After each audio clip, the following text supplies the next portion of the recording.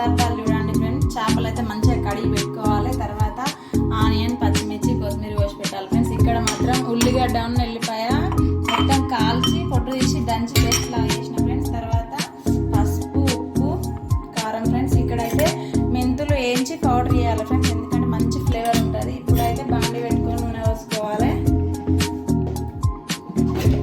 బాండి పెట్టి నూనె పోసుకొని కూరకు సరిపడినంత పోసుకోవాలి ఫ్రెండ్స్. గ్రేవీ కాబట్టి కొంచెం తక్కువనే పోసుకోవాలి. నూనె వేడెక్కేలోపు చింతపండు అయితే పులుసు రెడీ చేసుకోవాలి ఫ్రెండ్స్. చింతపండు కడిగి ఒక గ్లాసు నీళ్ళు పోసి పెట్టుకోవాలి. ఇదైతే ఎంత మంచిగా నానిందనుకో గుజ్జు మంచిగా వెళ్తాయి ఫ్రెండ్స్. ఇప్పుడైతే పచ్చిమిర్చి చేసుకోవాలి ఫ్రెండ్స్. ఇప్పుడైతే ఆనియన్స్ వేసుకోవాలి ఫ్రెండ్స్. కొంచెం కొత్తిమీర వేసుకోవాలి. జాగ్రత్త ఎందుకంటే మొత్తం పైన గిలుతుంది ఫ్రెండ్స్.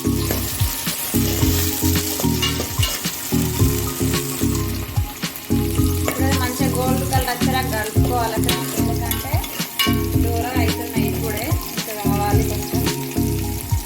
ఇప్పుడైతే కాల్చిన ఉల్లిగడ్డ ఉన్న ఎల్లిపాయ పేస్ట్ అయితే వేసి పెట్టుకోవాలి ఫ్రెండ్స్, మంచి ఫ్లేవర్ రావడం కోసం. అయితే టేస్ట్ బాగా ఉంటుంది ఫ్రెండ్స్, ఎందుకంటే ఉల్లిగడ్డ కాల్చి వేస్తారు చాలా మంది.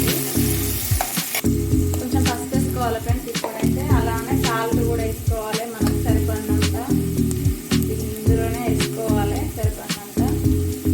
ఇప్పుడైతే ఒకసారి కలపాలి ఫ్రెండ్స్. తక్కువ గ్యాస్ వేసుకోవాలి, లేకపోతే అడుగంటుకుంటుంది. ఇప్పుడైతే అల్లం వేసుకోవాలి ఫ్రెండ్స్, సరిపడినంత అల్లం వేసుకొని మంచిగా కలుపుకోవాలి. అది కూడా పచ్చి వాసన పోయాలి, నూనెలో మంచిగా వేసుకోవాలి. ఇప్పుడైతే కొంచెం ఫ్రై అయ్యిందండి.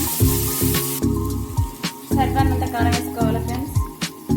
ఇప్పుడైతే నేనైతే కొంచెం రెడ్ వేసిన, కొంచెం వైట్ కూడా వేసిన ఫ్రెండ్స్, ఎందుకంటే స్పైసీ ఉండడానికి. ఇప్పుడైతే కారం వేసిన ఫ్రెండ్స్. చూడండి, ఇదైతే మొత్తం కలుపుకోవాలి.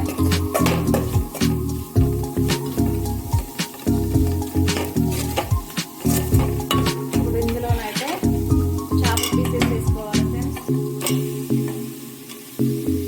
చూడండి, ఇందులో చేప కన్ను కూడా ఉంది చూడండి ఫ్రెండ్స్. అన్నీ వేసి అయితే మంచిగా ఒకసారి కలపాలి.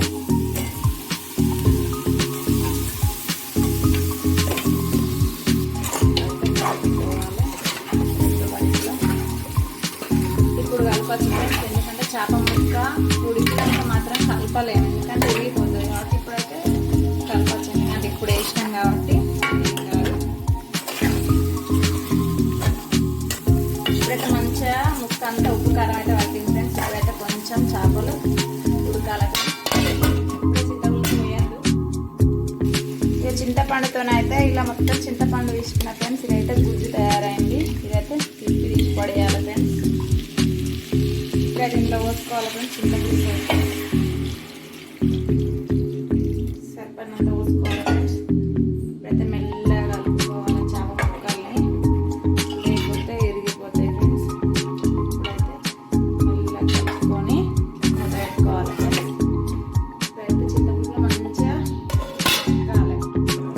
ఇప్పుడైతే మంచిగా చూడండి ఫ్రెండ్స్, చేప ముక్క అయితే ఉడికింది. సూపు చూడండి ఫ్రెండ్స్ ఎలా ఉంది, చిక్కగా ఉంది. ఇప్పుడైతే మంచిగా బాయిల్ అవుతుంది. కొంచెం సేపు ఉంచి కొంచెం కొత్తిమీర వేయాలి ఫ్రెండ్స్. ఇప్పుడైతే కొంచెం గరం మసాలా వేసుకోవాలి ఫ్రెండ్స్ టేస్ట్ కోసం అయితే. ఇప్పుడు కొంచెం మెంతి పొడి వేసుకోవాలి. ఇదే అస్సలు మెయిన్ ఇంగ్రీడియంట్స్, అంటే చేపల పులుసుకు మెంతి పొడి బాగా వేసుకోవద్దు ఫ్రెండ్స్, చేదు మాత్రం వస్తుంది. ఇప్పుడైతే లాస్ట్ ఫైనల్ కొంచెం కొత్తిమీర వేసుకొని కొంచెం కలుపుకోవాలి ఫ్రెండ్స్. ఇలా చేపల పులుసు అయితే వేడి వేడిగా